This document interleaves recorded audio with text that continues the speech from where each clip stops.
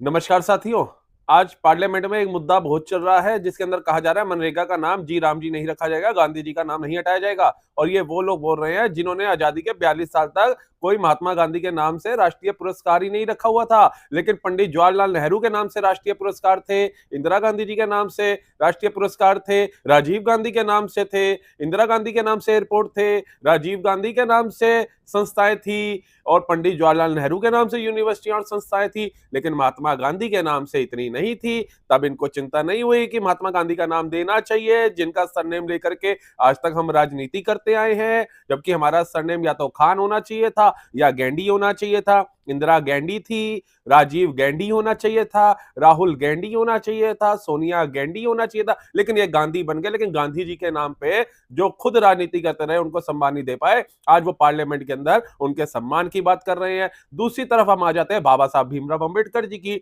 जिन्होंने खुद अभी तक उनका चुनाव आयोग के पत्र पढ़ा है, जिसमें उन्होंने कहा कि भैया मेरे चुनाव के अंदर नेहरू जी ने जो प्रचार किया था उसमें मेरे चुनाव में भी धांधली की गई थी, कम से कम 75,000 से ज्यादा वोट जो है वो लूट लिए गए थे, फर्जी करा दिए गए थे, उस पर भी कोई बात नहीं करता है। जहां बाबा साहब भीमराव अंबेडकर जी ने अंतिम सांस ली, उनकी मृत्यु के इतने सालों तक कांग्रेस को बाबा साहब की याद नहीं आई। उनके स्मारक बनाने का काम भी नरेंद्र मोदी की सरकार ने किया।